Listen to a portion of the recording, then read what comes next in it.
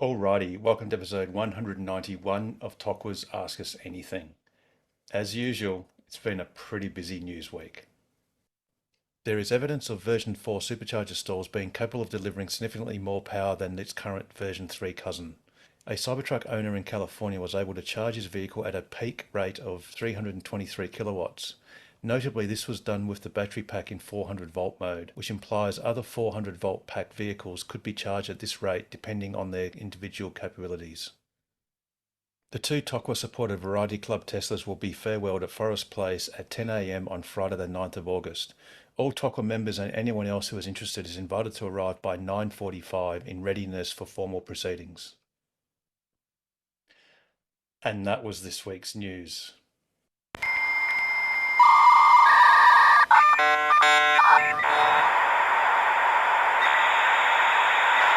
Indeed it was, and welcome to this week's show. Just to underline, so the cars are leaving this Friday. Everyone and anyone is invited to arrive at Forest Place by about 9:45 for the send-off at 10 o'clock. So if you're at all interested, and even if you're not interested, please come along. And I'll discuss the return a little bit later in the program. So just a note, obviously, because unfortunately I'll be involved in this road trip, there won't be any recorded episodes of Ask Us Anything next Wednesday or the Wednesday afterwards.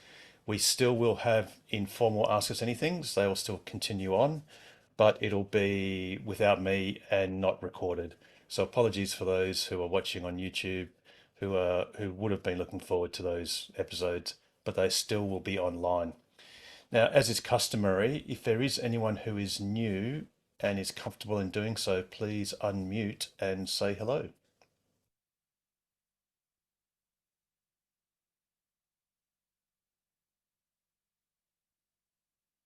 Or perhaps a little bit later on, and that's totally cool too. Alrighty, have we got any opening questions or comments? Hello, Harold. Not really a question this time, but I just thought I'd share with the group that I tried the charger at Williams a couple of weeks ago. My first experience of the WA EV network, and also my first road trip across country. I went from Quairing to Bunbury, which was pretty exciting for me. Not the same as you guys who go all the way around, but nevertheless, it was a fun trip, and it was nice to use a charger on that network. Fantastic. And so you use the WAV network charger at Williams or the At Williams, supercharger? yes, that's correct. I'm used to stopping at the regular servo there and filling up with petrol, so it was quite a different experience. Very, very quiet. I couldn't believe how isolated it was. Really, I know Williams is not a big town, but often we've been traveling at Easter or Christmas time, and the regular servos are absolutely jam packed with people. This was just a Friday afternoon and pouring with rain, so pretty quiet. There was one other car charging up, so we only got, I think, 75 kilowatts, but still, it took 40 minutes to top up from half full to full again. Excellent. Yeah, and for anyone that's interested, this is the site at Williams. So yes, two cars can charge simultaneously. And just a pro tip, if ever you are in a situation whereby there are two cars head to head, or you just can't quite charge or fit, you can go to the, let's call it the wrong side of this island, because the charge cable is actually long enough to reach. But yeah, indeed, Williams, sorry, let me just do something. 2 seconds. There we go. Williams certainly is a great spot. Yeah, I actually parked on the wrong side because the other car was parked in such a position that I couldn't get the cable to reach. But yeah, by going around the other side, we were able to fill up. Awesome. Fantastic. Great to hear. No worries. Now, Mike, you've got your hand up patiently. Yeah, thanks, Harold. Might be a bit of a stupid question, but No such thing, Mike. No such thing. Tesla superchargers. How do you pay and all that sort of stuff? So, like, I've got a Charge Fox account, I've got an RFID card and all that sort of stuff. but I've never used a supercharger, or Tesla supercharger. So what's involved in payment and all that sort of stuff? Okay, so I think if you've obviously purchased your car with or you've initiated the purchase of your car with a credit card, I think that is actually attached to your account, that credit card number. I'm just trying to check now Yeah, on all you've the got to do is have a payment method attached to your Tesla account.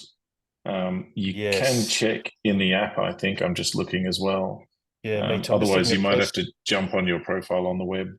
I think it's wallet. If we have a look at wallet, yes, there's Yeah. wallet. So if you go to your Yes. app, if you go to your name, so Yeah. your account, and then that's under the menu. So if you just basically in the top left hand corner, sorry, top right hand corner, you'll see 3 bars, and you tap on that. At the top of that, you'll then see your name. So tap on your name, go to Oh, wallet, and then yeah. it will show either, like for example, mine has Apple Pay as default, and it's got a number of expired credit cards that have been on there previously. Yeah. So as long as you have a payment method in your app, in your Tesla app, then you can basically supercharge straight away. I Yeah. think you might get one lot of grace period if you haven't set it up. I think you might even get a Yeah. notification that says, please set up a Yeah, billing method. new owners generally get their first charge if they haven't set up a payment method, but it will send you a little polite message saying, "Please set up a payment method before you do this again." So I've And you just don't. looked. And the good thing about a supercharger is you do nothing else. You just drive in, you plug in, you walk away, and get a All coffee. right. Okay. Yeah, I've just looked at my wallet, and yeah, it's default to Apple Pay. Yep. Yep, then Brilliant. you'll be So good to you're go. good to go. Beautiful. All right. The only time you need to use the app is if you're charging a non-Tesla. Yeah. No, beautiful. Thank you for that. Mike, just one tip is once you plug the charge cable into your car, don't just plug it in and walk away. So just like when you're charging at home, a really good tip is to watch the T logo. It will change from white to blue, then it will start flashing blue, which just means that you've connected the cable. You want to wait until it starts flashing green. Yeah. That's your confirmation that the car's actually charging because, not too many things more frustrating than plugging the cable in, going away for lunch for half an hour, coming back to realize you haven't even started. So Yeah. and just like at home with your UMC, your mobile connector, I got a wall um, charger. or a wall charger, same Yeah. thing. So it's got that circular button on top, that touch Yeah. button on top of Yeah. the cable. Yeah. Yeah. So just hold that down for a couple of seconds and then it will unlock and then you just pull it out, put it back in and you're good to go. Very easy. Beautiful. Thank you for that. Yeah, I've never used one, but there's a possibility that, in the near future, I will be using one. So I just wanted to be prepared, not get caught out. Absolutely. Absolutely. Yeah. And Beautiful. you've got a ChargeFox account. Have you got an RFID card with your Yes. ChargeFox? Yeah, great. Yeah. Brilliant.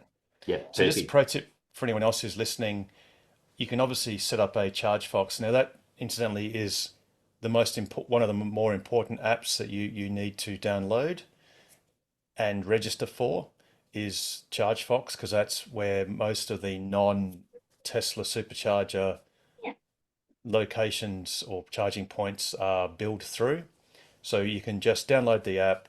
You can register. I'm pretty sure you can register on the app itself. You just need an email address, password, billing method, blah, blah. You can then also, I think from the app, actually order a card. I think it costs about $10. If you don't have enough time or don't want to do that, as long as you have a industry standard MyFair card, and preferably one that its hexadecimal serial number, that is letters A to F and numbers 0 to 9. If you've got that serial number, you can then add that to your ChargeFox account as a valid token.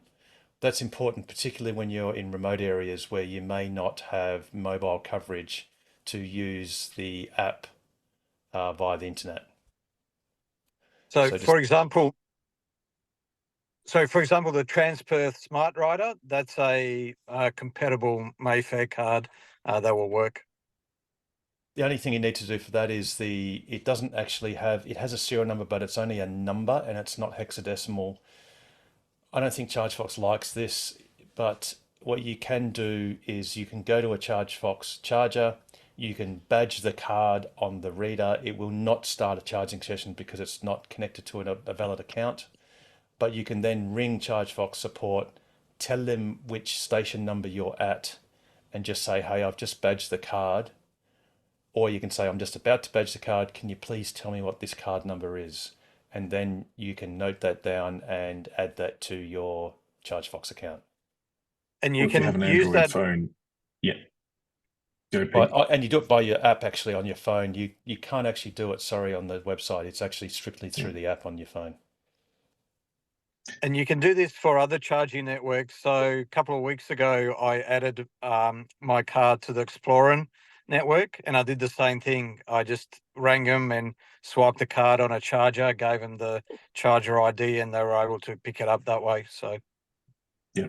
and if yeah, you're if you're also an AEVA member, they have some really cheap Yes. RFID cards you can get. I've got one of them as my second card. So Yep. Yep, indeed. Or you can source them all over the place. And if all you've over the got, place. Yeah. yeah, I mean, there's a fair chance if you've got an RFID card for getting in at your workplace or other locations, they will be, these days they will likely be my fare. Frustratingly, you can't find out the serial number using an iPhone because Apple is a very walled garden. But I believe on many Android phones, you can just download Yeah. an app and read a MyFair card directly. Yeah. Alrighty. Have we got any other questions or comments? Is there anything being done to like make everything universal? Like anything being pushed from the government? No, no, uh, no. So the state of play as it stands and probably will for the time being, in spite of certain small billing companies aspiring to being a universal biller or a universal clearinghouse, is there is no universal clearinghouse. There is no automatic roaming of different providers. You need to have multiple apps, frustratingly. So I guess, I mean, as a Tesla owner, you don't need an app per se, or you don't need an app at all for superchargers because that's basically Tesla's ecosystem. So if you have a Tesla, and especially if it's yours, and as long as you've got a billing method, it just works. Plug it in, that's all you do, nothing else. For everyone else, there are a whole number of them. There's ChargeFox, I think Pete mentioned Explorin. There's WeVolt. I think there might still be NextCharge. There's the NRMA. There's ChargeFox, EVIE, EVIE, Everty, Amp Charge, Jolt. Smart Charge, Jolt, Explorin. I said. I mean, in the days of the comedy company, there's Rulla, Sulla, Tulla, Ulla, Fulla, and Agape. It's just a Yeah. mess. It's an absolute mess. Now, one good thing about the WAEV network, which is the state government funded network that covers from basically Kununurra to near Eucla, Kununurra to the north and near Eucla to the southeast, is that even though it is managed by ChargeFox, and you can pay for it using a ChargeFox RFID or a ChargeFox app with an account, you can also pay for charging sessions using a standard credit or debit card, tap and go card. It's a little bit, it's not quite as simple. You have to basically initiate a charge on what they call the PayMate, which is a little kiosk sort of pillar. It's a little bit like one of those modern parking meters. And you initiate a charge with your credit card, and then you can charge. The great thing about that is if you are a tourist, you don't have to worry about international roaming of apps, which can be an issue, or you don't really have to worry about you having internet ability or whatever anywhere you are. Your standard debit or credit card tap and go method will work. Also, notably, just as a slight aside, but as a bonus, if there is a failure of communications in any of the WAV network sites, they have been configured to enable or to prioritize accessibility over revenue. So in those cases, those sites will go to free vend, which they have done a couple of times already. So that's one great Okay. thing. What I'm saying is there any sort of politicians that are sort of interested in Nope, pushing this issue? nope, no, because EVs are so fresh in the Australian landscape. Yeah. I shouldn't say this, but most politicians wouldn't know an EV if it ran over them. Yeah. They don't understand charging infrastructure. They almost universally, none of them understand the urgency of the rollout that's required for further EV infrastructure. In Europe, there is a push. I don't think it's implemented yet. There are some things that can sort of help, which is ISO, oh, I forget 15 something, 15,000 and something. No, it's not even that, it's something else.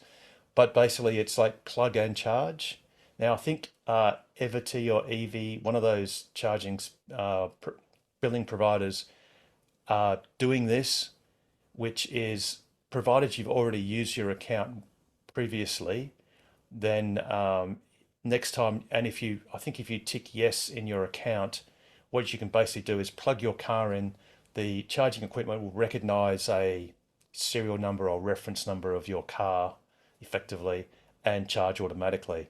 But there is, as far as I'm aware, there is zero interest and zero discussion in Australia to have any sort of mandate whatsoever for a universal, let's call it a universal roaming system. And look, let's face it, there isn't one for telecommunications in Australia, so um, I don't see that anytime soon there's going to be one for charging. To be brutally honest, I don't think any of the charging providers are particularly interested because they want to keep those stations to themselves mostly. The one slight exception is on the NRMA network, for which there are, I think, well, there are zero charges in WA yet, where you can use their NRMA app. You can also use ChargeFox as a secondary service at those sites. So perhaps ChargeFox might come out as, let's call it, a bit of a monopolistic winner as far as maybe trying to get some dual operation with other billers, but there is zero interest in Australia that we're aware of, and there probably won't be for quite a while. Harold, I've just put a picture into the chat. It's EV. EV's just announced their automatic plug and go. They also do tap and go at some places. But once again, there's only 2 EV chargers in WA. There's Yes. more. There's 4 now, I think, 4 sites in WA. But I've tried it at least 2 of the sites, and it doesn't seem to work. So I'm not sure if it's rolled out here in WA or not, or if anyone's had any more luck with it. Yes, it might depend on what brand of charging equipment they've got or whether they've actually implemented that plug and go standard. The thing too, Pete, is you've got multiple cars all using the same account. So maybe that doesn't work very well. Maybe it relies on just a one-to-one relationship, possibly. Oh, So I see. maybe Okay. I'm only surmising. So it'd be interesting to find out if anyone can report back in a couple of weeks' time as to whether they've had any luck with charge and go, plug and charge. Sorry. Yeah, and I can obviously see some interesting things. You'd have to, if you sell a car, you'd have to make sure to disconnect that car from your account. So hence, it might just be a one-to-one thing, Pete. initially at least. Gotcha. Alrighty. And there was something else. If you're if you can put up a video, there was a really good video posted by the South Pasadena Police Department this week. They've converted their whole entire fleet in one go to Teslas, mainly Model Y long range. And it was done through Unplugged. I've got the link here. I'm just trying to figure out how to do chat on my phone. Here we go. There it is I'll there, put it in there. Harold. Okay. Oh, okay. Okay. Yeah. Let me have a look. It goes for about 5 minutes. Oh, that's a bit but- long. Yeah. You can fast forward some of the, probably the first minute or so. But yeah, it's a really good video. Well, I've got a screen capture. There we go. There's some. Oh, You can okay. play it at 1.5 times speed if you like. Yeah, that's pretty cool. So there's a whole lot of their Model Ys by the look of it. Yeah, they're is- the first government department, definitely the first police department in the US to do the whole fleet, holus bolus. But yeah, the officer talking there, had some really great things to say about why they did it, the total cost of ownership, the safety of the car. What else did he say? He was saying that the range is identical to the pursuit vehicles that they had before, so range is not an issue. It was quite good. Awesome. Harold, you could do one of those rhubars. That would have saved you from a sheep or a cow. Cow, yeah, it was a cow. That's really interesting. They've actually got them, and that's quite interesting. They must have done a bit of development work to keep that compatible with everything in the car. So that's actually probably the most interesting part, to be honest. Well, I well, mean, that's pedestrian safety. They've it's a also police got. car. They just run over pedestrians. That's part of their job. Mark, They've that's why also they got got flashing lights. Get out the way, or else you'll get run over. And of course, these bull bars, these are designed to actually take cars off the road. So you could probably get one that's less aggressive looking than that for kangaroos and other things. In fact, for kangaroos, you'd really want stuff that's a bit higher up to protect, your headlights and other things. Looks like they're from Unplugged Performance has made them. Yeah. And Unplugged is a very large. They're becoming a pretty large supplier of aftermarket. They used to start with suspension upgrades, and now they're just doing everything, which is pretty cool. Did you Yeah, see I've their just- Cybertruck? Police Cybertruck.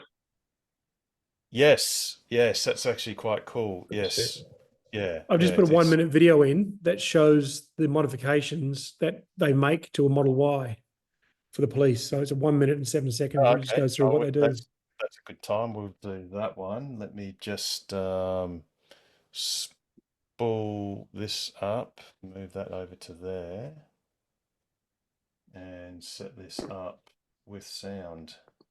Californian firm Unplugged Performance has focused its efforts on offering more driving pleasure from every model of Tesla. The new vehicle has been brought to life by the Tuners Upfit Fleet division and was unveiled at the Tesla Takeover event in San Luis Obispo, California last weekend. A plethora of changes have been made to the Model Y, and Unplugged Performance will deliver vehicles like this to police in South Pasadena, California, who have committed to replacing their entire police fleet with EVs. Kicking off these upgrades is an overhauled front fascia where there is a new steel bull bar and flashing blue and red lights just below the opening of the hood. The Tesla is rocking new LED lights on the front quarter panels. Unplugged Performance has also equipped the Model Y with a set of aftermarket gloss black wheels and wrapped them in all-terrain tires to add to the EV's versatility. The police cruiser also features the customary flashing lights on the roof, together with blue and red lights on the side skirts. Meanwhile, The interior has been completely overhauled for policing duties.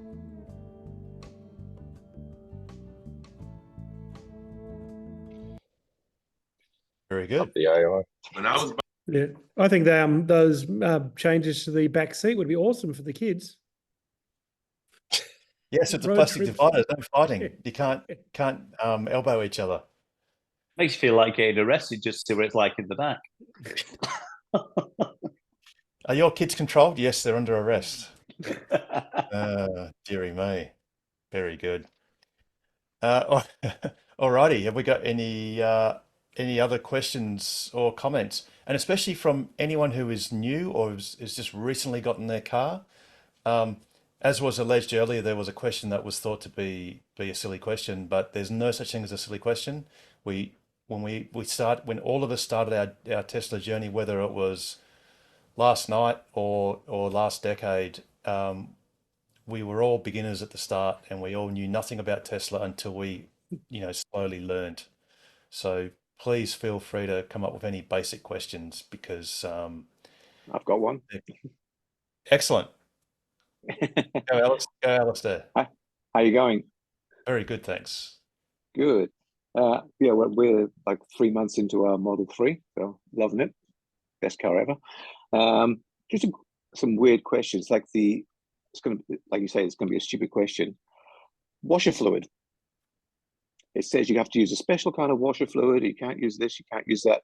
And in the manual, I had to top it up the other day, and I thought I'm just going to put in some distilled water. We got filtered water in the house, so I just used that, filled it up with that. Does it need to have any additive to it, or do I just?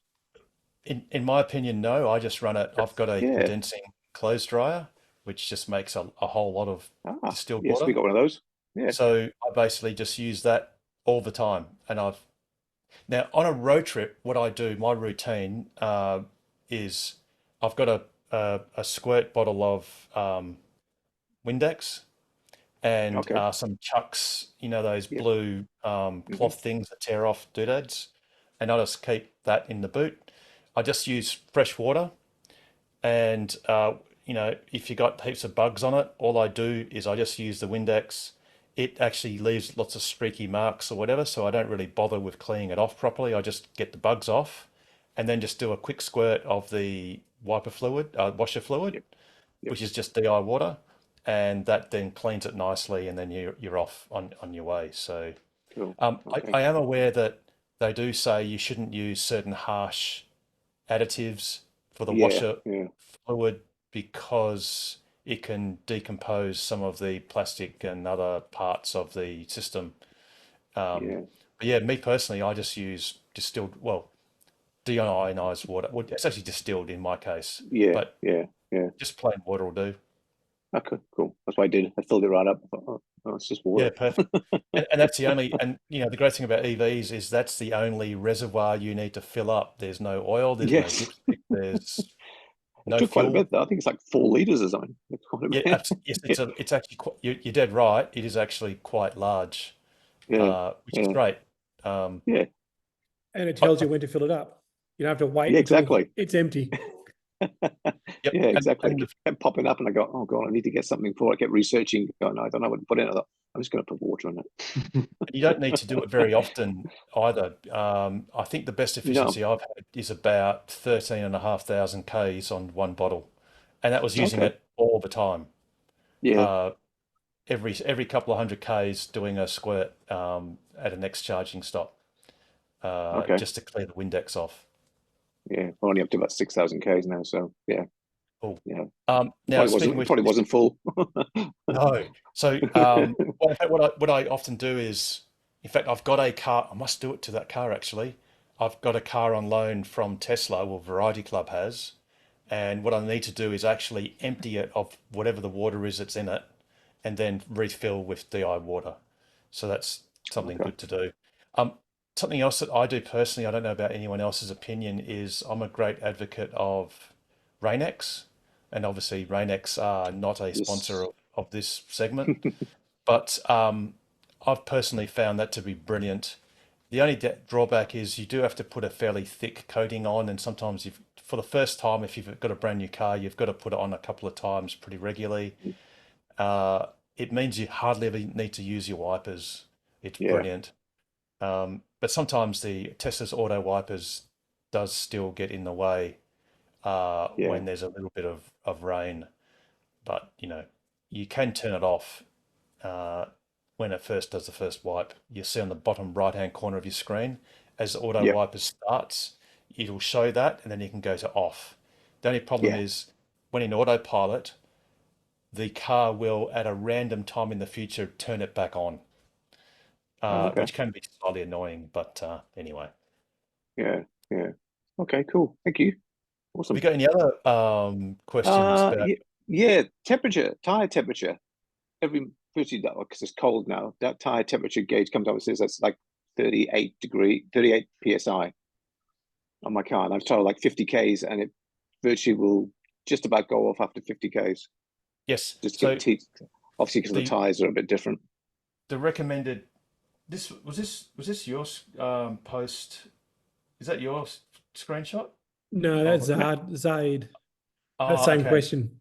It's another gentleman. So, I mean, he actually had an interesting question. He said, oh, you know, he sent a photo. Actually, let me just zoom in a little bit. And he said, oh, you know, should I pump my 38 psi tire up to 39 to match its other tires? Yeah. Well, actually, the correct answer is you should have a cold pressure inflate of 42. Oh, Now, that is cold, and cold Model Y. means like it hasn't been like overnight.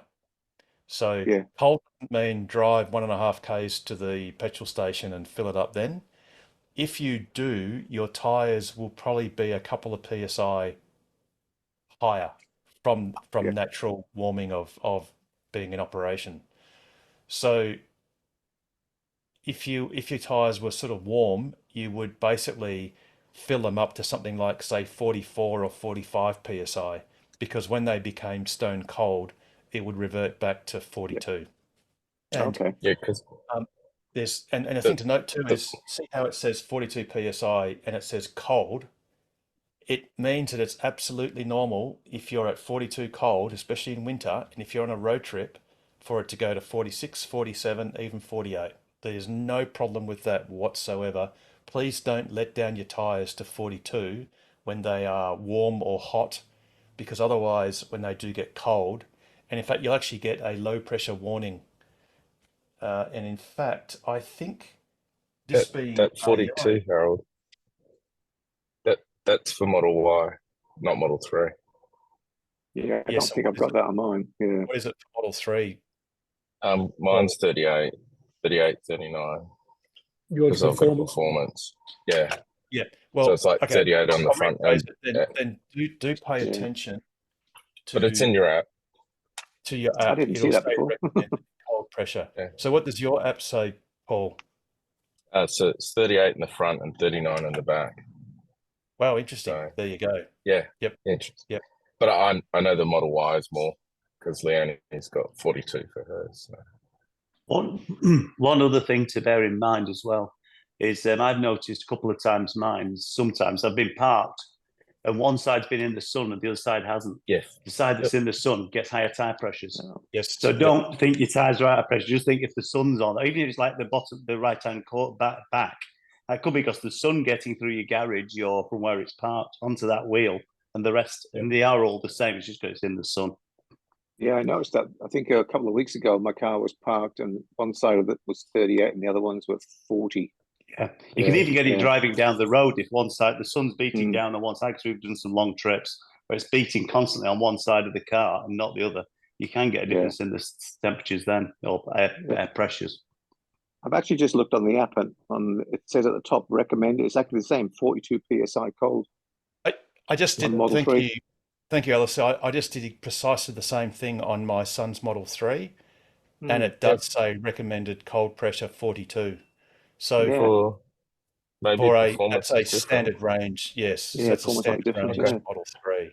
Yeah. So do I need to then pump them up a bit? Because at the moment, in the mornings, they're at 38. Yes, please do. Cold. Yes. So All right, pump them to 42 cold. Yep. Or if you drive a short distance, perhaps say 44. So I think, Paul, 30, what's interesting, I've got a Maybe performance cars Y. are different. I'm going to try my wife's performance Y, and Yeah, because it's in the app. hers recommends that's a performance Y with Uber turbines. So that's the Yeah. standard setup, and that Yeah. now recommends 42 psi. So I dare say Yeah. you might be the unicorn, Paul, with the older Fremont Yeah. Model 3 performance. Yeah. Yep. You might know this, Harold. I'm pretty sure that it's 20 degrees cold. It's ambient. It's not like if you get like a 9-degree morning, you might be a bit on the out a bit. They don't. There's nowhere that I've seen that they refer to. So, for example, room temperature or 300 Kelvin or a reference to what cold is. Yeah, because I mean, it would be a big difference between a Yes, 30-degree indeed. day and a blooming 9-degree day or morning. I dare say what they're aiming for is they're presuming that the pliability of the sidewall and the actual tire, even though this is not quite true, but it remains roughly the same regardless of temperature. Mm. So I think what they're saying is, at a minimum, they want the pressure to be X, like 42 or whatever they say. And then of course there's scope for that to increase. So I guess you could say on a day-to-day basis, regardless of how slowly you're driving, they recommend a minimum tire inflation of X. Yeah. So if you're sub-zero, if you're in Norway in winter, they want 42 at -10. Which at then +0 will probably go up to 45 or something. But obviously when it's summer, if there's those extremes in temperature, you then do have to let down your tires so that the cold inflate. And in fact, the threshold, you'll get an overinflation warning at 52 degrees. 52 psi. Yeah. Which I've had in my car. And what happens is, I think or it might be 53. As soon as one tire hits 53, there'll be a warning on that. If the other ones are at like 51 or 52, they'll all go red, and then they won't stop going red until they all go below 50 or something like that. There's a bit of hysteresis going on. So you do get a underinflation warning and you get an overinflation warning. But I've never had. What's it like when ambient temperature's 50? Because some of the places you've been, they'll be close to that. Yeah, absolutely. So look, I personally run my tires a little bit harder on their cold inflate. The maximum cold inflate on the sidewall of most of the tires I've seen is 50 degrees or 50 psi. So, and I'm not recommending anyone does this per se, but what I personally do is I run my tires close to 50 psi once on the road. So let's call it sort of 46 cold. And by the time you go up north, it'll quickly get to sort of 50, 51. But that's only my personal behavior.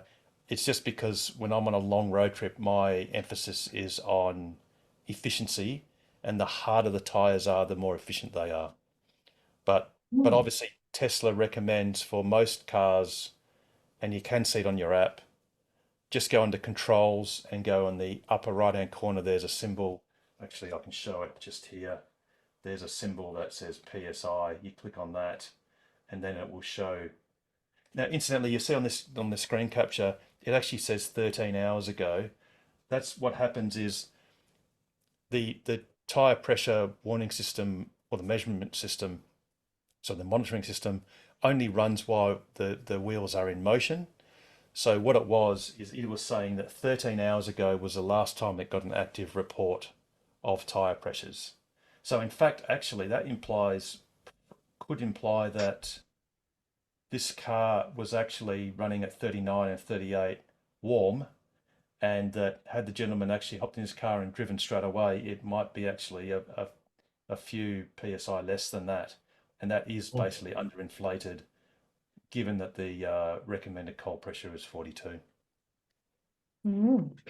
So Harold, if you get a yellow notice and one tire is 32 and the rest were 30, 34 and 36, I put them up to 45. Yeah, that's Yes. fine. If you were driving along, no, if you were driving and you sort of went to a service station, Yep. that's perfectly fine, because what you'll find is in the morning, when you first drive, it will probably be approaching 42 anyway, so it's perfectly fine. Okay. Now, What does the someone, yellow sign mean? it's a warning. It's Okay. basically, I think it's normally green. Is it green? I think it's normally, no, it's white. Sorry, it's white. Mm. So it's normally white when it's normal on the app, that is, and the yellow is a warning. Red will be very low. Yes, I Red, had one tire very low. Yeah. yes, yep, Mm. yep. Now, someone had their hand up. My apologies. I did see their name, but I didn't recall. Just quickly, Mike. Harold, before you move on to the next subject, another consideration while in terms of your tyre pressures is to have a look to see how your tyres are wearing. So if they're wearing, if you overinflate them for long periods of time, you will wear out the middle of the tyre more than the sides. If you've got them underinflated, you'll probably wear out the sides before you wear out the middle. So that's just another consideration. Yeah, that's true. Although sadly, if you've got like a Model Y Performance, for example, they are notorious for destroying the very inner part of the shoulder of the rear tires. And in fact, even the front tires get excessive inside, extreme inside corner. It's basically the corner of the tire. Now, something, if you do have a Performance Y, because that's actually a car that's lower, I don't know about a Performance 3. If you have one of those cars and you've done more than 30,000 kilometers, please don't just sort of stand behind your car, bend down and sort of look towards the tread marks, or don't even just run your hand and feel the actual, all the cars have a tread wear indicator, so they have like little lumps, and if your tread is even with those lumps, it means that it's at minimum. Please look on the extreme inner corner, because we've got lots of examples. I don't have it handy, of all four tires being worn beyond the steel belts just on the inner corner. And if you look at the tires from the outside, sort of, from the outside part of them, when you look at the outside of the car, there's plenty of meat left. So particularly if you have a Performance Y, do have a look at that in detail after about 30,000 Ks. But according to Tesla's manual, you should be rotating your tyres every 10,000 anyway as well. So you should hopefully pick it up at that point. Yes, exactly. And Tesla rotates the tyres front to back. Unless you've got an old Model X where you've got a staggered arrangement, and then all you can do is rotate left to right. Or the Performance Highland. The Highland Performance has got a staggered setup as well. Highland Performance. So then all you can do is rotate left to right, provided they're not directional tires, which I'm not aware of. But if you get Tesla to do the rotation, or any tire shop, they will check anyway to confirm that they can be swapped left to right on the Highland Performance and the older Model X's with a staggered arrangement, which is the rear rims are actually wider, and obviously the tires are also wider in the rear than the front. That's the same for Model Y Performance as well. My Model Y Performance is just left to right. It's bigger rim aft. So they are different. Oh, okay, it's a staggered arrangement. All right, cool. Yep, definitely. Yeah, cool. I haven't noticed, because I whipped off my Uber turbines after doing 10,000 Ks in my Performance Y and just put on the 19-inch Gemini aero wheels and covers. And the reason for that was you get about a 12% difference in efficiency, which again, if you're on a very long trip and doing silly things, you need to have that extra bit of efficiency. Alrighty. Has anyone else got any questions or comments? And apologies to the person that had their hand up. Oh, was it? No, It was that's not Mike. It was Mike. Mike, have you? Yes, Mike, you're back. Yeah, no, that's all right. I was just looking at the app just to say that I've got the new Model 3 Highlander and it's 42 PSI on there as well. Yep. Yeah, that's why I load the hand down. Yeah, no worries. Yeah, it seems that Paul is the unicorn Special. there. Yeah, you're very special, Paul. That's Very definitely. special. But still interesting nonetheless that you've actually got Mm. differing front to back tire pressures, that's actually interesting. So it just goes to show Yeah. if you're unsure, just go into your controls menu on your app, click on the upper right hand corner where it says PSI, and then the app will tell you what the recommended pressures are. And I think James is, I thought James had a photo of my tire, but that's not quite mine. Actually, mine was worse than that because it actually popped. But that's not a Model Y, is it, James? No. No, that's a RAV4. That's my daughter's car, who told me she yes. checked her tires. They were fine on the outside, she said. Yes, But well, illustrates. Check Well, inside. barely. yeah, on the very outside, there's a little bit of tread, but yes. Look at it. Yeah. Yeah, there you go. Check your tires, people. Now someone called Model. I don't know if they are a model or it's a Model 3 or Y. Oh, but it's yeah. Model. I don't know if you Sorry, covered it apologies. earlier in the Yes. show. Go on. The 1.99% interest rate on the Model 3. Yes, absolutely. Now, the reason why I didn't really put it in the news was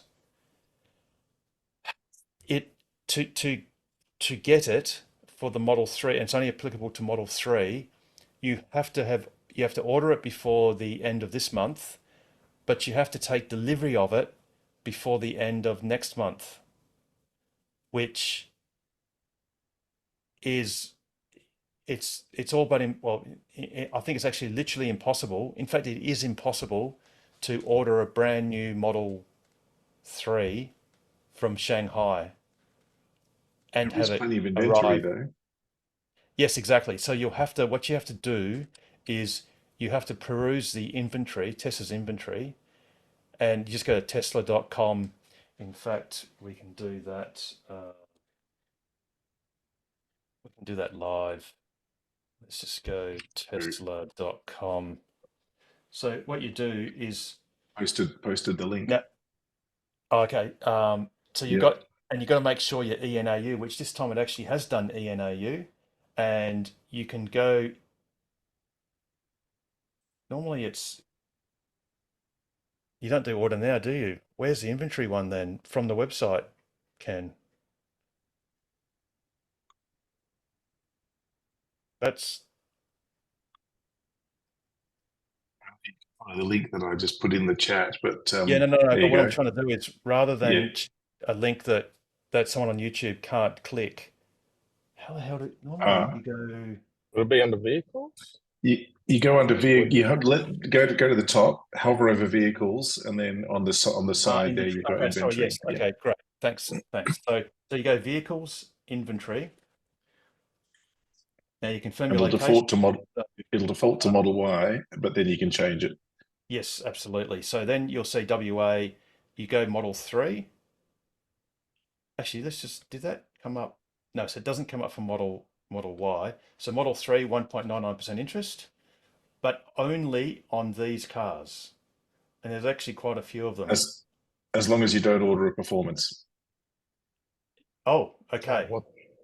Right. It's not available for performance. Oh, okay. So if we just go and pick a performance car, which will be, are they right down the bottom? There's a couple. Here we go. Performance. Here we go. So if we go view details. That's interesting. No, it says available. Yeah, the wording is only long range or rear wheel drive. Rear-wheel drive and long, So even though we've clicked on a performance car, beware that, thanks Ken, that it's not applicable to this car. So don't pick this car.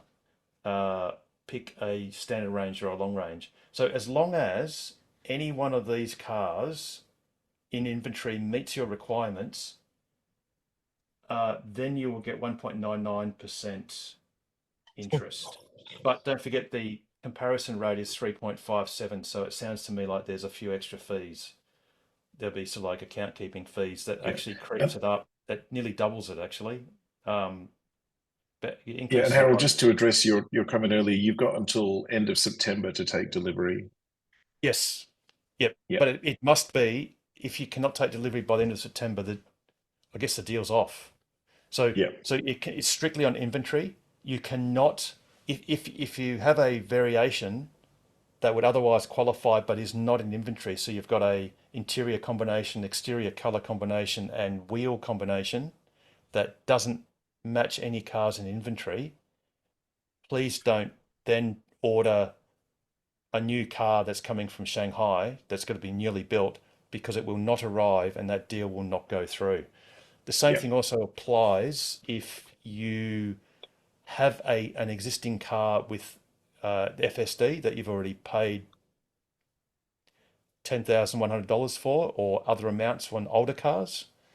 You can only transfer it if you can take delivery by the end of September, and you cannot do that on any newly ordered non-inventory vehicles, because they will not arrive and it will not work. So that's just another little caveat for this quarter actually, is the 1.99% for new Model 3 standard range and long range. And for any cars, you can get your FSD. If you've got an existing car, you can have it taken off that car and transferred for free to your new car, provided Tesla can deliver and you can accept prior to the end of September. Yep. But there's 31 cars on there. You can go order if you want one. Oh, Damo, is Damo on today? Is he? Don't see him at the moment, but Damo actually got a black interior, red Model 3 Highland Performance, and he basically took the full self-driving off his standard Model 3 Performance, or old Model 3 Performance, with FSD on it. So that was transferred away, but he had to pick an inventory car. Oh. Interestingly, he traded it in to Tesla, and he looked around on the second-hand market looking at selling his car, and the price that he got from Tesla was very comparable to the second-hand market if you take into account that, you know, the FSD transfer. So yeah, it was quite interesting. So can you upgrade a standard Model 3 to long range? Yes. What you mean with Oh, FSD? by replacing the car, yes, but you can't upgrade the car. Oh, okay. Oh, yes. Yes. So there's no battery upgrade you can do. Right. And at the moment, there's really no, like, you can't go to Tesla and say how much for a bigger battery. They basically won't offer it to you. So yeah, the only way, like Ken said, is just sell yours, and yeah, just buy a new one, or a second-hand one that's the larger size. Now, on that point, a lot of people are sort of tossing up between, do I get the standard range Model 3 or Y, or the long range? And because the long range has more range, more capacity. Now, the thing is, at the moment, the Model 3 and the Model Y is basically, I think it's $61,000 on road, and 61 for the Model 3. Don't remind me. Yes, 61 for the Model 3 and about 62 for the Model Y in Poverty Pearl White black interior, standard wheels. I forget exactly how much the long range versions is, but it's quite a few $1,000s more. The kicker is, if you're using this car as your daily driver, basically, and you're doing a few road trips down south, or maybe to Geraldton, or even anywhere along the WAEV network, which is basically between Kununurra and Eucla once it's finished. If you're doing those sort of road trips, the value, the unbeatable value for money is the standard range versions. Now, the only thing you'll get really that's of great benefit with the long range is you get dual motors, so you get a faster EV. But if you're used to being in a petrol car, even the so-called slowest EV is a rocket compared to what you've basically driven. So really the standard range versions are the most compelling value for money propositions. Now, the reason that the long range isn't quite as good as it could be for a daily driver is that Tesla recommends, because it's different battery chemistry, that you daily charge your car to 80%. And at 80%, you're getting approximately what a standard range car can get all day, every day, because the standard range new cars can be charged to 100% all day, every day. So it's in those rare circumstances, if you're towing something, perhaps, often, or if you want the faster performance of the all-wheel drive in the long range that you don't have in the standard range, really the standard range is the most compelling value for money proposition. That's good. I mean, you also get a second motor as well, so. Well, that's right. Indeed, that's what I said about the all-wheel drive. So you get a second motor, and because you've got the second motor, you've got the greater performance because it can basically lay down more power to the road. And so you'll, rather than getting about 6.9 seconds 0 to 100, which in petrol land is pretty quick, in EV land is a little bit slow. I think you get roughly about 5 seconds 0 to 100 for the not worth it. Anyway, I have enough tickets, so I don't want it faster. I just want longer. Yes, but like I said, to be honest, Carmen, if you're just doing standard road trips, Yeah, no, I'm when not you're doing any large when you're ones. fast DC charging, Yep. it makes virtually no difference because you're still traveling roughly 200 kilometers from one charger to the next, and it really makes no difference whether you started on a high capacity battery when you left home or a lower capacity battery. The total trip time is almost no different. It's only if you want to do a very long leg, 400 and something kilometers on one leg without charging, if you have to do that, that's when it makes a difference. But for all other occasions, as a daily driver, normal use, not towing a lot, the standard range is really the best value for money. Oh, that's good. But by all I'm means, on city driving. yeah. But by all One means, trip a anyone, year. Yeah. yeah. And look, for the trip a year, the WAV network is almost, well, will be finished by the end of this year. Notwithstanding, it's got a few teething issues. Unfortunately, at the moment, there are a few stations down. Notably, Northampton is still down. It's been down for a number of weeks. Fitzroy Crossing has been down for 6 weeks. Halls Creek has been down for a number of weeks. There are issues. Hopefully, that's something that will be worked on by the various parties responsible. But yeah, like I said, by all means, get a long range or a performance if you want more performance. And if you're towing, look, if you're towing, highly recommend a long range, because towing is quite, I was going to say disastrous. It's not really disastrous. Towing a brick with a greyhound, you're always going to have, less range. And you do the same with normal cars as well. It's just that people don't really notice it as much. But if you're towing, by all means, get a long range. And if you want fun, you only live once. And as long as you drive responsibly, get a performance. They are awesome. The cameras don't care whether you're having fun. I only go to Good Beach once a year in Albany. Well, actually, now with the Cogent Up supercharger, that's even better because you charge at home, you go straight to Cogent Up, briefly charge at the supercharger, you're in Albany. On the way back, you go straight from Albany all the way to Williams, have a short stop at the supercharger for 15 minutes and then you're home. So yeah, it's pretty good. Yes. I'm just on the US Tesla website and looking at their Model Y range. it looks like they've just renamed the range. Long range rear wheel drive, long range all wheel drive, and performance. And then if you look No, at they've got a if you look at the special. Ranger, it's only a couple Ks over the standard Model Y here, isn't it? Yeah, the rear-wheel drive long range in the US is a special model to take advantage of some rebates that exist in America.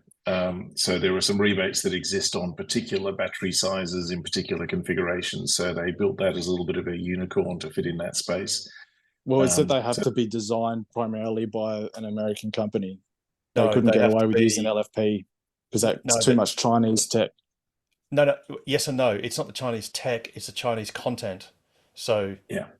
I think Tesla was importing LFP batteries from CATL into the States to put into standard range cars.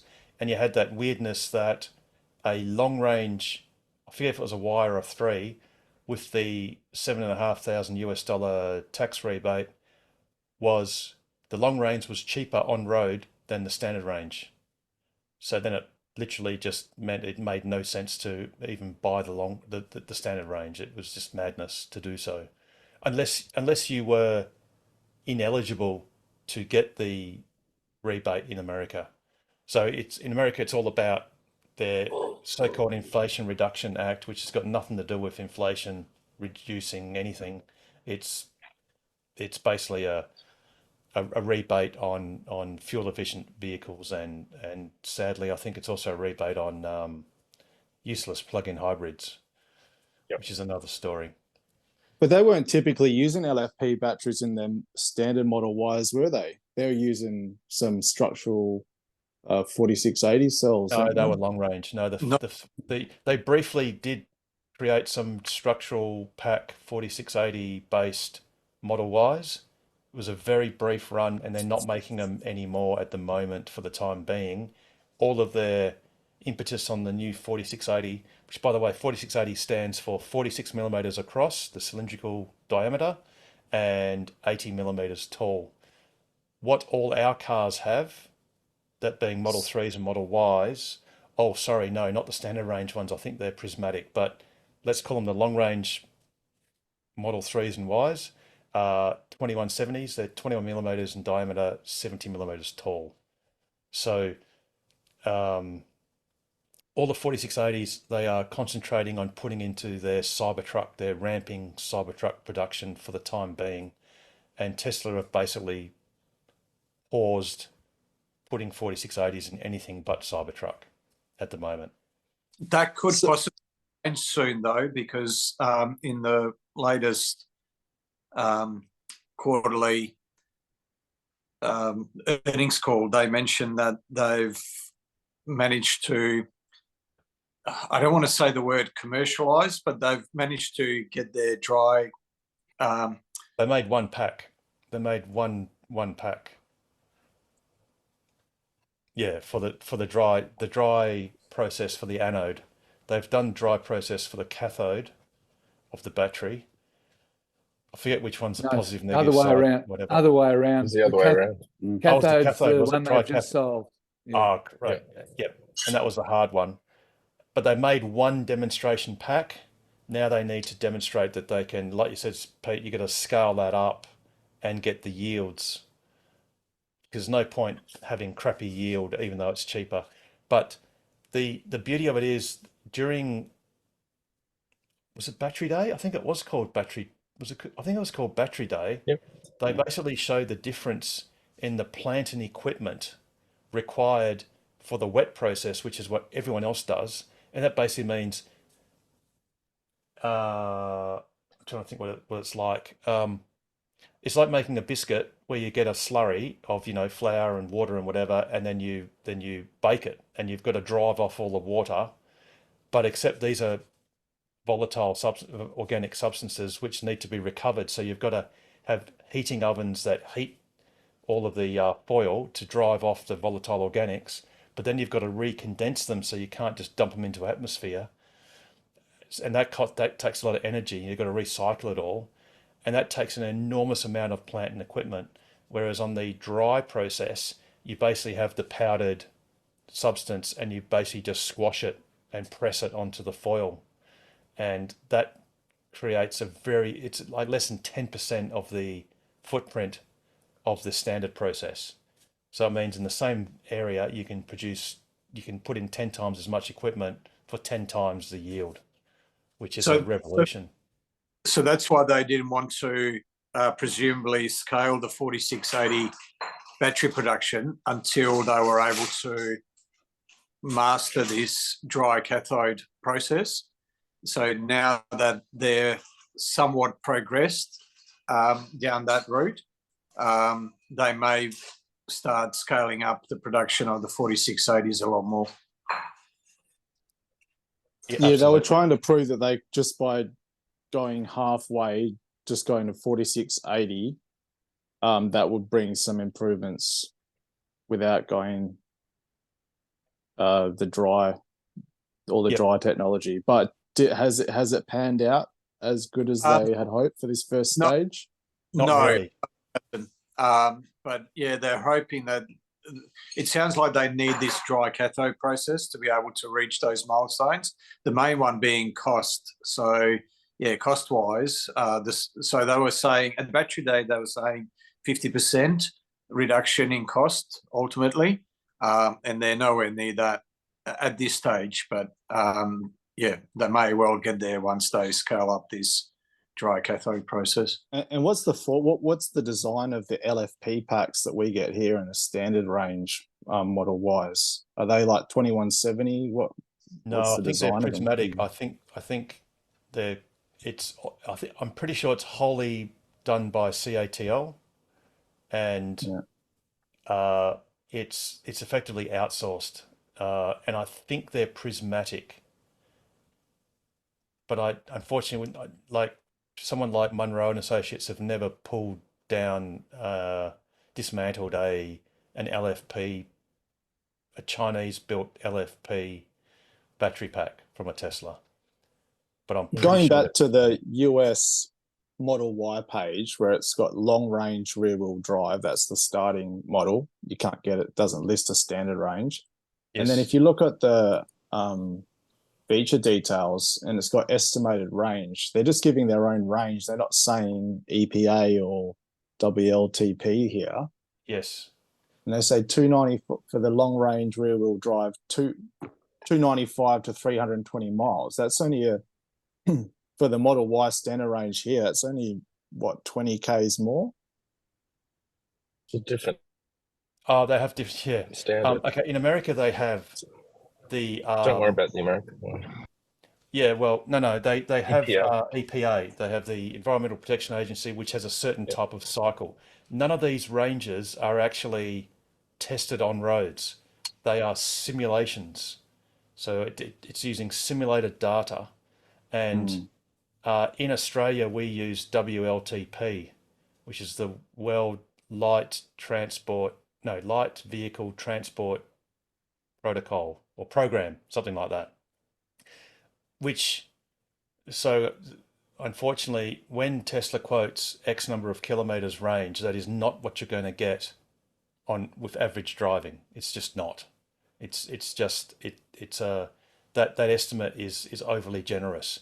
According to the Americans or Tesla, the EPA rating, which is always lower than, let's call it the Australian rating, closer resembles reality.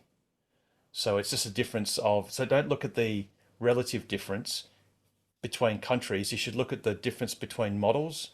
So I think you'll find that there's not a lot of difference between what they call the long range rear wheel drive and the long range all wheel drive or dual motor. And there is, as Ken alluded to earlier or spoke to earlier, they basically brought that out as a cost saving measure. And in fact, actually in France, I think they have a long range rear wheel drive, which actually is a proper long range. Sorry, well, it's the same thing. It's a long range, which normally you can only get with all wheel drive or dual motor. They brought out a variant. I think it's aimed at fleets, possibly hire cars, where you don't bother about having dual motors. You just want the larger battery pack. And on their website, as you can see, the American website, they don't have a standard range Model Y because the standard range uses LFP, and I'm pretty sure all the LFP that Tesla uses is not done in the States. It's all done in China, and because of the so-called Inflation Reduction Act in the States, none of those packs, no cars with that battery pack qualifies for the $7,500 discount. But as Hey, interesting. Paul correctly sort of said, we really don't care about what's happening in the States per se because it bears no resemblance to what's happening here. Thankfully here, unlike the States where I think both persuasions of politics is introducing or threatening to introduce 100% tariffs on all Chinese imported EVs or various high levels of tariffs for Chinese imported EVs. Thankfully, Australia no longer has a car market. Well, not necessarily thankfully, but it's just the way things happened. There's therefore no impetus whatsoever for the Australian government to fall in line with the States and to introduce an artificial trade barrier. I mean, if we can get cars for $10,000 from China, who cares? Really, it's our benefit because we've got nothing to protect. With regard to ranges, Harold, the WLTP and the ones having the States, the ones they use there, all they are is a comparison, so you can compare like for like. It just, if you try to actually do real world tests, you couldn't do it because it'd be a different temperature, it'd be a different road, you'd be in a different state, different altitude. So it's just a matter of things to get. So you say, if all these things are equal, this will give you this range. With this petrol car, you'll get that range. With this one, you'll get that. And that's it's just a comparison, so you can compare like with like. Otherwise, if you try to do real world tests, the real world's different from day to day.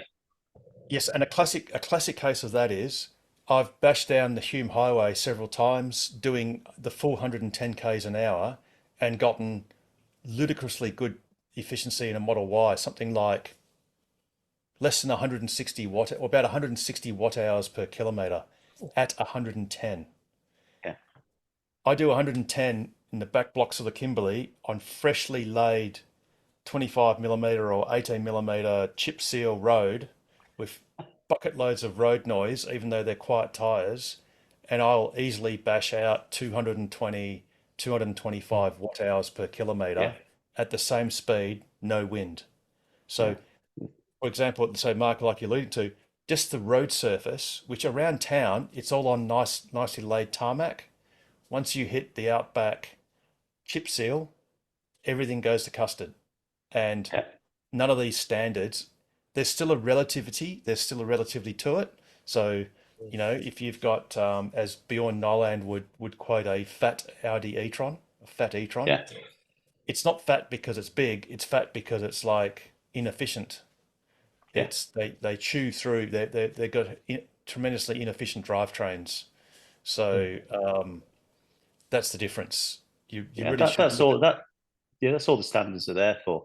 They're not there to say that's what range you won't get. Like mine was rated at 492. I've never got 492 out of the standard range Model 3. Yep. You could get it on a tarmac at 60 k's an hour or 80 k's an hour. Yes, you can, but that's just not our experience, you know, in Western Australia. And with the BYDs, they quote the Chinese standard, which was the NEDC, which is not even damn close. And the problem has been that people will say, oh, my BYD goes further than yours. And I'm like, no, you're using the wrong standard. And after they bought the car, then they realize the real world is that they get actually 100 k's less than what I do. So that's the sort of problem with all these. You know, we need a standardized thing.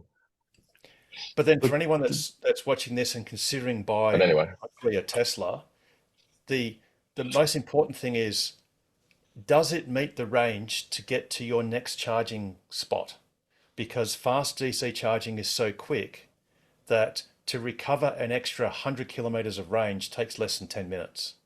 So don't feel that you're somehow being ripped off, that your car doesn't get the 400 or 500 or, I mean, look, I think the new Model 3s quote well north of 600 and something Ks. In fact, actually, we're going to test that because there's going to be a brand new Model Y and a brand new Highland long range Model 3, albeit it's going to be on 19-inch alloy wheels, so not the aero covers. And one of our tests we have to do is 461 Ks without charging. And I know the car quotes 600 and something, so that'll be a great test to see, can we do that on chip seal crappy roads in the Kimberley at 110? And that experiment, 629 they claim on the long range. how much, sorry, Ken? 629. Oh, look, that would be just amazing, but I don't believe it for a minute, not on the chip seal roads. I will be impressed if we can get 461 at 110. Oh, and we've got 100 meters elevation rise, but that's okay. That's only about half a kilowatt hour lost. But we'll do that test on Tuesday. That'll be between Fitzroy Crossing and Warman, 461 Ks, because Halls Creek is out of action. And I think we'll also repeat that between Pardue and Broome. That's 460 Ks with no charging. And we'll see what the Highland can do. And yeah, stay tuned. Actually, just watch. Sorry, go, Mark. And don't forget, even petrol cars, they do state a range for those, and you never get. My Volkswagen Golf was ranged at 5.2 litres for 100k, and I regularly used to get 7. And I'm a fairly easy driver. I'm not a heavy driver, so even there, yeah, I've got down nearly to that, but only on a very, very frugal run. There are signs on the Nullarbor and also on the Barkly Highway in the Northern Territory and Queensland that literally say something like, be aware of your fuel consumption, something like strong headwinds or strong crosswinds, and, be mindful of your fuel consumption, because even petrol people can get caught out in unfamiliar places. Alrighty. Have we got any other questions or comments? Starlink, or maybe you guys talked about it earlier. Starlink Mini available in Australia now. Is it? Yep. Yes, it is. Was announced 2 days ago. Oh. Email came today.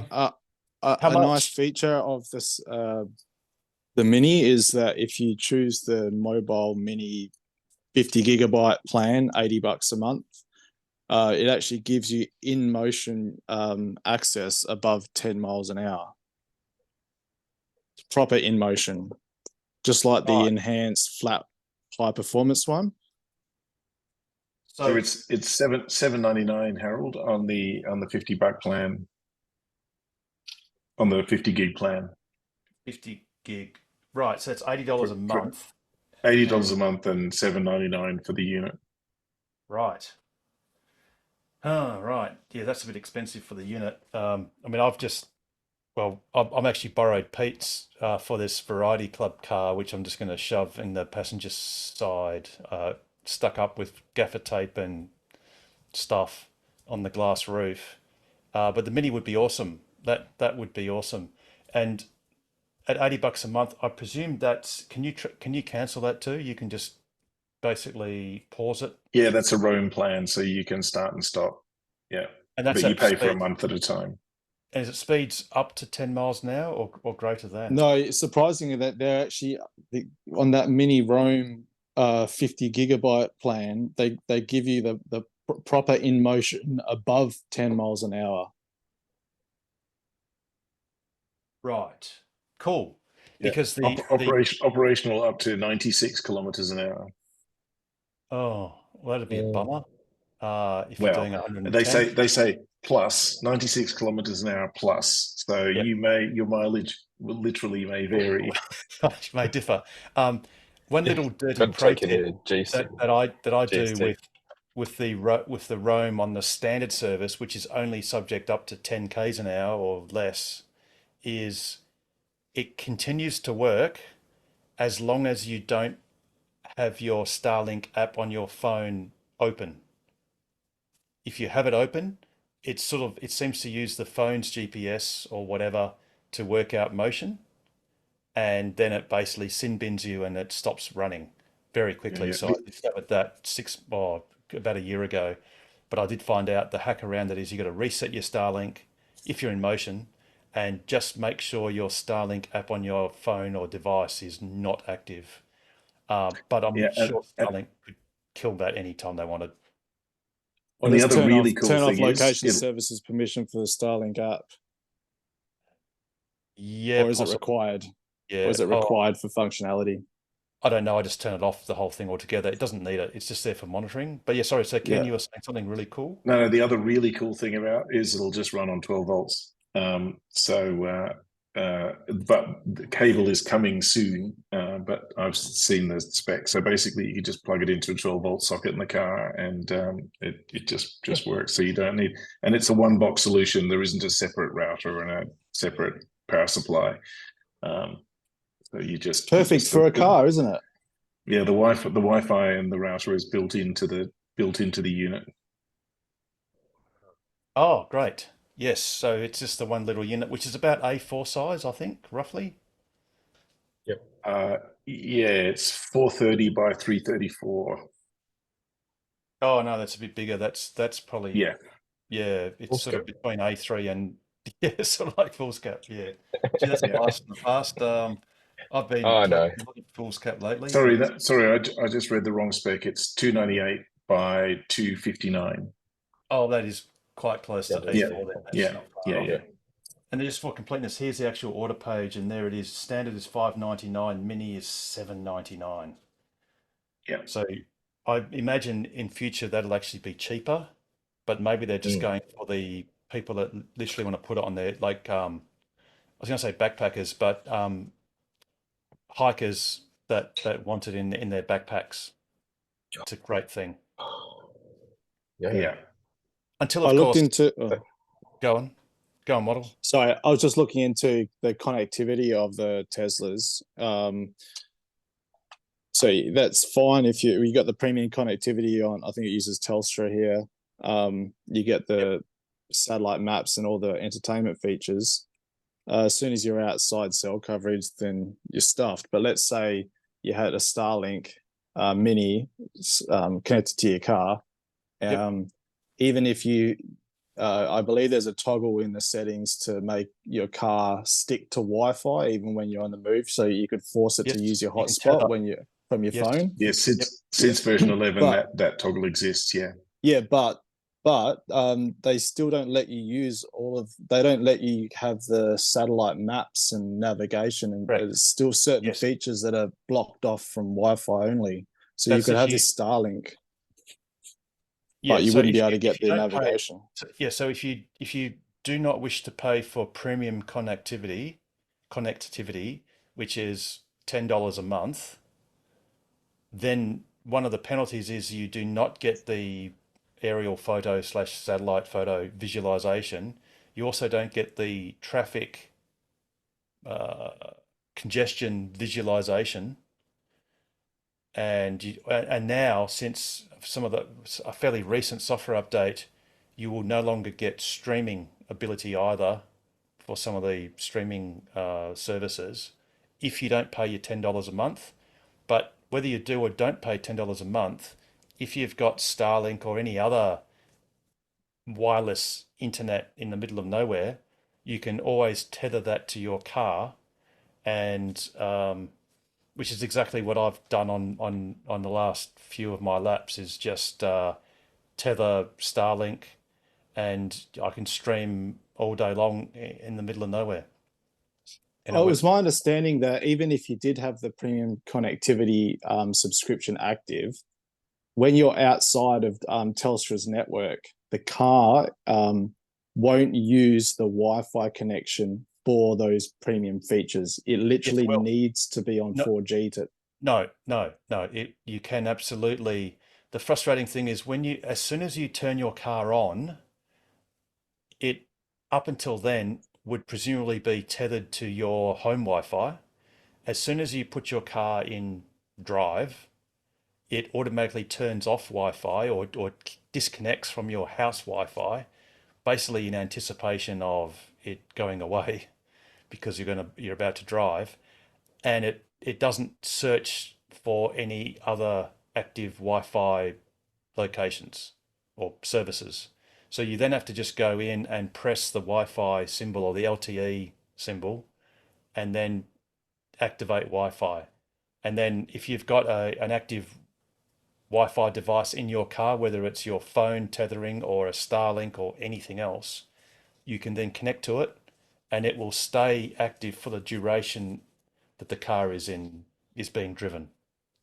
But every That's time good you to know. stop, Yeah. it'll then every time you stop and then restart, you'll have to then remember to re-engage your connection to Wi-Fi.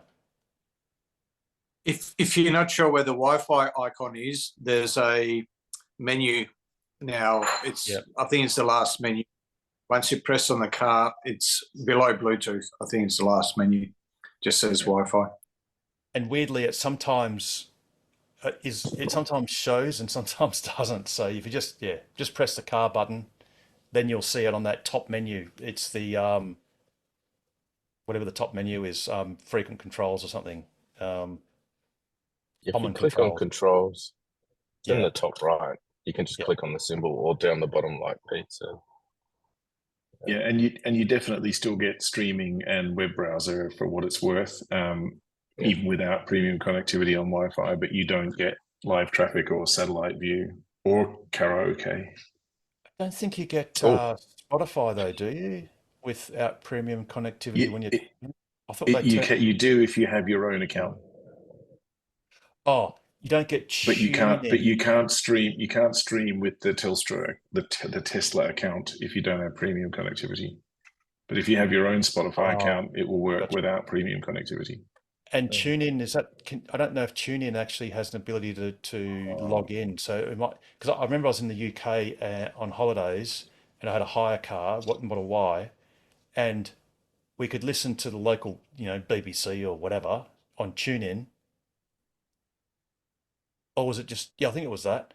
And then I did a software update. I tethered the car to my mobile so I could do an update.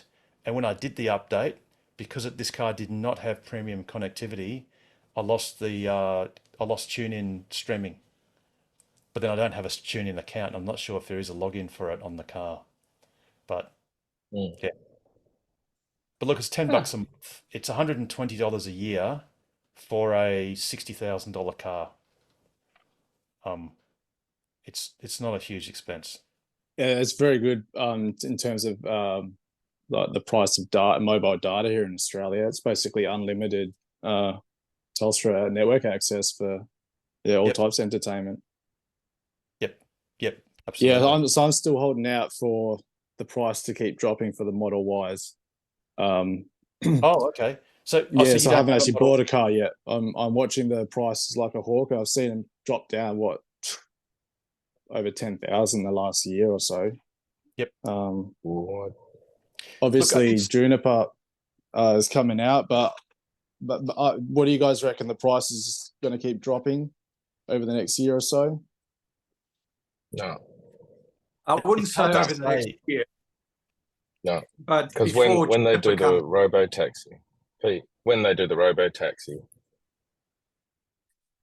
event, and then your cars can be just sent out as a robo taxi, I think the price will go up. I actually think the opposite. I think people like Pete will just send their cars out as a fleet. We're 10 years away from that, Paul, I reckon. I reckon $100 bet. Well, before we go down that road, let's stick with the price. But yes, the Highland 3 went up. The Highland 3 went up when it came out, but then it subsequently reverted back to less than the standard Model 3. The thing is, my question for you is, are you simply trying to optimize your purchase price? Are you trying to find the bottom, or do you have a number in mind that is the maximum you are willing or able to pay? Because you need to balance that against the benefit of having a car today. So putting aside the Juniper, which we know is coming out, it'll probably land in Australia early next year. So, you know, we're in August. If you wanted to wait until then that's a different reason to do that. But you need to consider if you had a Model Y today, what advantage that would give you today. And the biggest advantage is basically zero servicing costs, if in effect, zero regular servicing costs, and your fuel cost or let's call it fuel cost.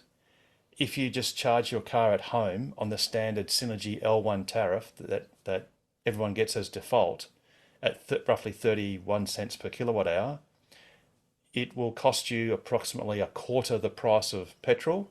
So I don't know what your weekly petrol bill is, but let's call it $100. If you did like for like, it would cost you about $25 a week this week if you had a Model Y today. So then every week that passes, you're $75 in front on fuel costs alone. That's on the presumption you've just got a basic Synergy L1 tariff. If you've got a decent solar system and your car spends a bit of time at home during the day, then that cost can approach towards zero. If you are time poor and you either don't want to charge at home or can't charge at home and you have to charge off-site or away from home, then if you're charging at a fast DC charger site, that cost is approximately half the cost of petrol. So just on the rough napkin maths, if you're spending $100 a week in fuel, you're going to be $75 a week in front from the day you get your Tesla, whether it's $1,000 or $5,000 cheaper today, tomorrow, next year, or whatever. Yeah, that makes a lot of sense. The only thing that's holding me back is I'll be looking at a 7-year, 84-month financing for it. So Okay. so I know I'm going to be locked in for at least 7 years. I wouldn't even be planning on getting rid of it in that 7 years and upgrading. I'd want to keep it for at least 7 years. And I just watching the prices go down so drastically just makes me not worried that I'm going to lose value in my car. I'm just trying to get the best deal I can, seeing that it's probably because of all the Chinese cars coming in that's what spurred them to cut their prices here. No, Is not that at correct? all. Yeah. No, not at all. So, for example, there's quite a few mining companies that have shut down their lithium operations because the price of lithium has gone down 75%, something like that. I think off the top of my head, it's $50 or something, and it was $180 or something last year. So some of the raw material costs have sort of reverted actually back to mean or even below mean, because don't forget, a lot of the other car manufacturers, the legacy car makers are basically pausing or actually they are effectively pausing their expansion. And in fact, some of them are contracting their EV offerings because they're just going broke quicker, making more EVs. And they're in this weird sort of zombie zone of, well, maybe if we just reduce our uptake of EVs, we'll go bankrupt in a later date, which just sounds a bit weird, but they're going to go bankrupt anyway, to be perfectly honest. So yes, there's Chinese competition, and yes, we are in a recessionary, retractionary economic phase. And Elon Musk forewarned about this, a few years ago, and said he was really concerned about it. So there is some of that. Your 2% interest rate for Model 3s, you can see that they're sweetening deals, but there is a limit to that, and the prices, the raw material costs prices aren't likely to go down as well, nowhere near as substantially. So you're probably at a plateau point. And like I said, my rhetorical question is, if you were just doing it for the sake of picking the minimum, that's one thing to do. But if you were to measure it against your daily, or let's say the difference between you buying a car today and buying one in 18 months' time, whatever price that is, which may or may not be dearer or cheaper, slightly, you've got to sum up $75 a week. So that's $1,000 over 18 months. dollars, say, in fuel cost savings. Now, and also the benefit of driving the car today for the whole 18 months. And that's the safety, the convenience, the fact that you can, on your app, if you're in the office and your car's hot, 5 minutes before you leave, you just go on your app and turn on the aircon and set it to in summer, a cool 21 degrees, or in winter, a warm 23 degrees. And you can do that from anywhere in the world. So you've got these other benefits. But I do get, if you're looking for a Model Y, in your position, because you've never had a Tesla before, maybe you might want to, and you're going to hold it for a long time, you can mount an argument that says, let's just wait for the Juniper to come out, the refresh model. And you know what it looks like? It looks like the Model 3 does, the Model 3 Highland, just Model Y proportions. And for someone like you, if you're looking at a long-term ownership of that car, that is one good reason to delay. Yeah, and it'll be worth losing out on that $3,500 rebate too, the Juniper, I reckon. So it's going to be a trade-off, isn't it? You might actually qualify, because that rebate, correct me if I'm wrong, anyone, I think it's the 10th of May. That's the cutoff date to apply for it. And to apply for it, you must have received the car prior to that date and got the paperwork in by midnight on the 10th of May. And I think Juniper is certain to be in Australia, delivering in Australia before May. I think that's all, but that is basically certain. But don't forget, the price will go up as soon as Juniper comes out.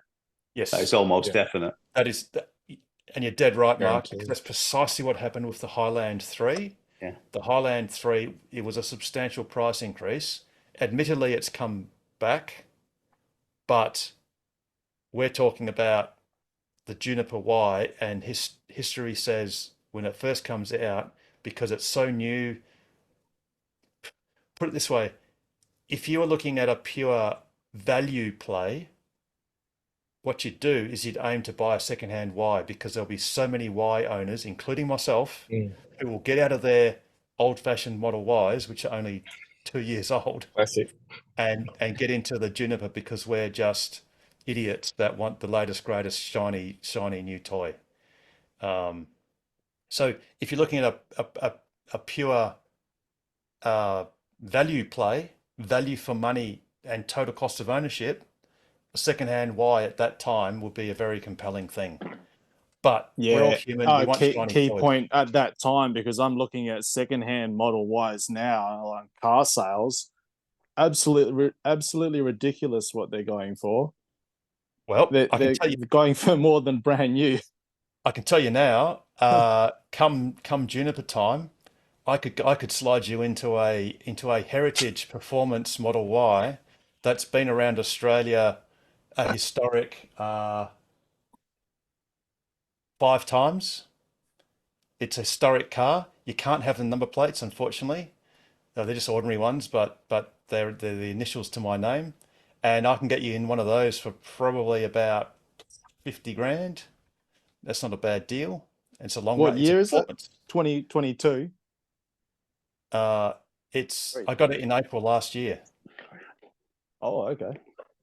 Yeah, it's 2023. It's got 120,000 K, no, 110,000 Ks on it. And what's the degradation on the battery? It's about 10%. That's really good. Yeah. So its usable full pack is 67.5 kilowatt hours. The brand new Model Y long range the Variety Club car has a usable full pack of 74.5 kilowatt hours. Yeah. And there's going to be when Juniper first comes out, is there going to be a few months of delays because there's so many orders? It's going to be even hard to get one, isn't it? In the beginning. Yeah. So yeah, like if it comes out in if it comes out in March, and then obviously the EV 3500 rebates expiring in May, yeah, it's going to be tricky.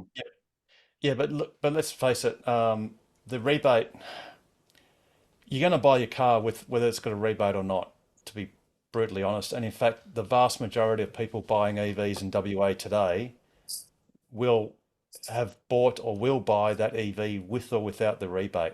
It's just a sweetener. It's not a game changer. It's not the game changer that it would have otherwise been perhaps 5 years ago. That would have got people across the line back then. Today, EVs make sense at almost any price, well, at the prices that they are, ignoring any discounts or rebates. Yeah. But so you get that as a cash payment, like, so you finance the vehicle and then you get 3,500 in cash. Yes. Which could potentially go towards a full self-driving add-on, which would be nice. Yes. But yeah. Yes, which at the moment is $10,100. Yeah. No, but it's cool. Get enhanced autopilot for $5,000-ish. But do your numbers. Look, I think in your case, you're a long-term holder. You know, you probably mount a case that you might feel a little bit disappointed if you don't get the latest version of it, since you're going to hold on to it for such a long time. But do look on car sales. There are different deals that come up, and an EV that's done 100,000 kilometers is almost as brand new as the day it was built, as opposed to, say, a petrol engine vehicle that's done 100,000 kilometers and needs a major service and has major wear. EVs just don't do that. And even at a 10% degradation, again, if you're charging your car at 200 kilometer intervals, none of that matters. It matters to me on my car because, you know, I'm going to tow a caravan and I need to tow a caravan over hundreds of kilometers, and it makes a slight difference, you know. But as a daily driver, for a normal person driving around using fast DC chargers on a road trip, the range makes zero. Yeah, thanks, mate. Yeah. I don't know what Richard's doing. That's all right. If I can. You just frozen, Pete. I think you're saying something. Yes, if I think he had a 4. No, go, Pete. So yeah, Harold touched upon safety. So I was in a similar situation to you. I did all my numbers. I had a spreadsheet. I was trying to work out, you know, whether it's worth it, when I should buy one, when I shouldn't buy one. In the end, because I ordered it effectively 6 years earlier, I couldn't wait and end up buying it. But all those numbers were completely irrelevant because the car ended up saving my wife's life. And on that day, that car paid for itself right there and then. So if that was the first day that I had it, my payback period would have been 1 day. If it was 2 years later, it would have been 2 years. If it was 18 months later, it would have been 18 years. On that day, that car paid for itself. So yeah, the safety, you know, it's easy to discount until, you know, it saves your life or a loved one's life, and then yeah, you start looking at it very differently. Wow. Good point. Yeah, absolutely. Alrighty. Have we got any other questions or comments? Just a couple of things. So sorry, I can't remember your name, mate. You were asking about the Y. Are you going to novated lease your Model Y? No, probably just a like an EV loan from the bank. Because if you do work and you do novated lease, you'll get the GST off, and you'll get $3,500 back from the WA state government. So it's just unbelievably worth doing. You get 0 rated for fringe benefits tax. So a novated lease, the actual repayments are cheaper than a petrol equivalent. And you get paid for all and you pay for. but you pay for all your repayments with pre-tax money. From your pre-tax, yeah. So, and anything you can bundle in, so tyres, you know, rego, what have you, and that all can come out of pre-tax money as well. So if you're on a 30% marginal tax rate and your rego or your insurance is $1,000, it's the same as if it was just 700. Right, I've run a few numbers. I was looking today. By the way, just getting a brand new Model Y white through inventory, you save almost $2,000. There's no difference. Now, but they've also got. Has that got the money has that got a number and it's crossed out and there's a new number?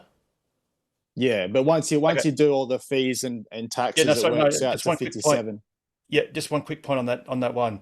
On those very few Model Y inventory cars where you'll see an initial original price crossed out with a line through it, and then the new price, just full disclosure, those models and there's only a few of them, they are ones that have the Autopilot 3 computer or Hardware 3 computer and not the new Hardware 4 computer. Just for full disclosure. What? Yeah, just full disclosure. But that's only on the Model Y. That's only on those Model Ys that have a price that is crossed out and a new Y price that's about 2,000 or 3,000 cheaper. Harold, I wondered about that because I was thinking, why don't they have that the normal price, what is it, 50? If you just go to the normal Model Y page, it's different. It's not 58. Yes. With the order fee, you got the 1,800, which is order fee and the $1,400 fee and a $400 fee. Yep, but yeah, it didn't work out to that 58,800. So that's the clue. So that was that's a totally different car. No, well, yes and no. The computer is totally different, but for all intents and purposes, as you drive it on autopilot, and even on FSD, if and when that comes to Australia eventually, there's nothing wrong with an Autopilot 3 car. All I'm saying is just a little footnote that slight price reduction on those few units, there must be only 2 or 3 left. They are cars that are in stock with the previous generation Autopilot computer. That's all I'm saying. I mean, you're not going to buy one in any case, but I'm just saying that's just. Yeah, but they do say, yeah, it does say 2024 Model Y though. Were they still making Hardware 3 this year? Yes, just until a few months ago. I can't remember. Do you remember when it changed to Hardware 4? Which month, Harold? Well, it changed. Hardware 4 was introduced into Australia via the Highland Model 3s, and then I think it was only cars arriving about 2 months ago, roughly. But they were ordered, obviously, generally ordered 3 or 3.5 months ago. Yeah. That those cars have been since produced in Model 4, in Hardware 4 version. With I'm thinking it was a bit more than 2 months, maybe 3 or 4. But somewhere then, somewhere around there. But if you order a brand new Model Y today, or a Model 3 for that matter, they all have Hardware 4. All right, yeah. Alrighty. Yeah, so I was just running the numbers. I was just going to say, so it's a brand new Model Y from the order page after the financing for 7 years comes out to $920 a month.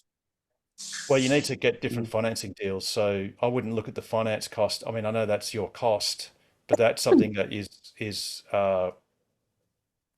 you can get other quotes from other financiers. You don't have to use Tesla's recommended one or whatever.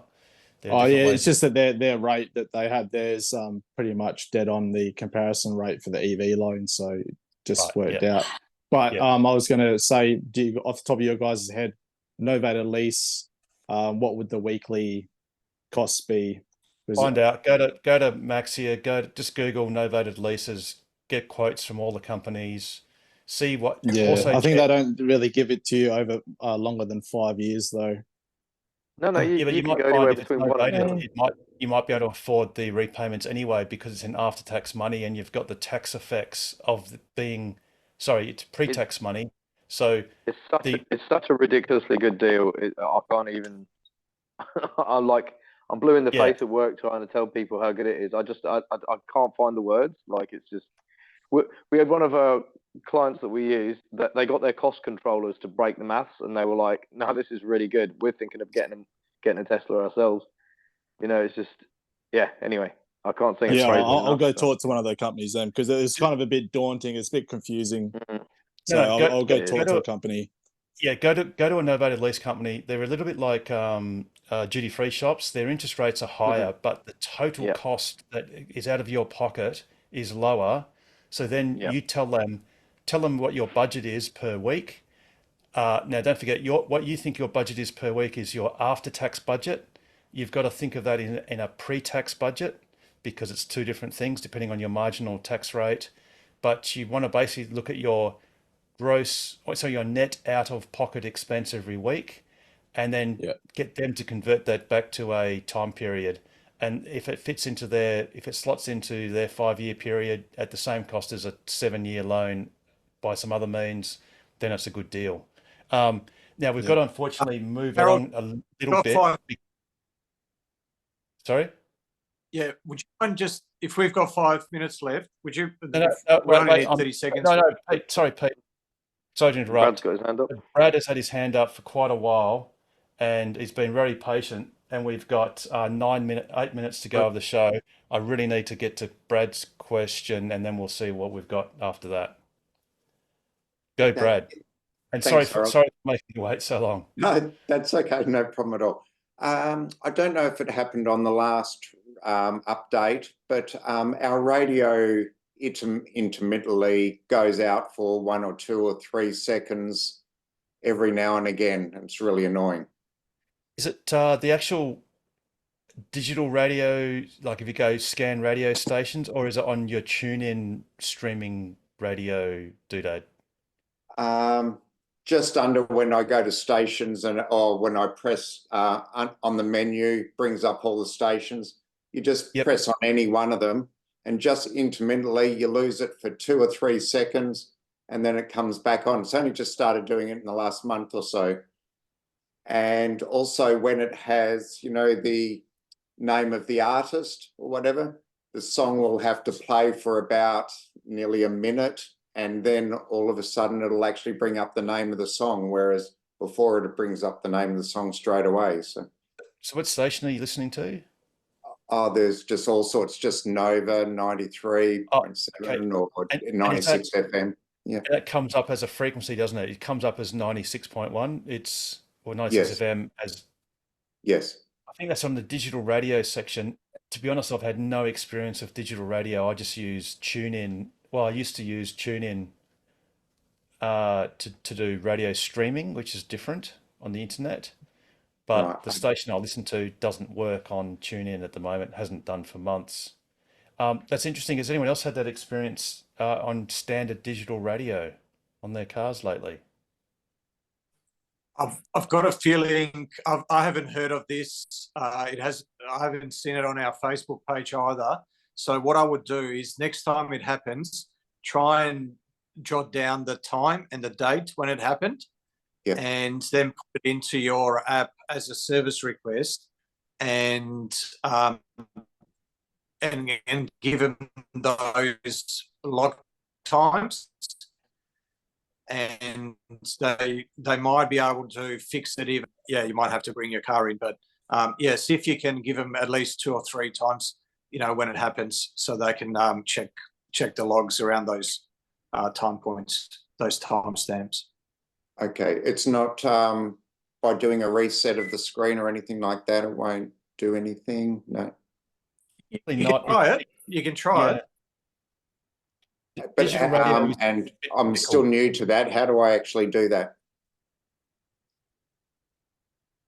just hold down the do scroll wheels until the screen goes black. It takes about a minute, over a minute.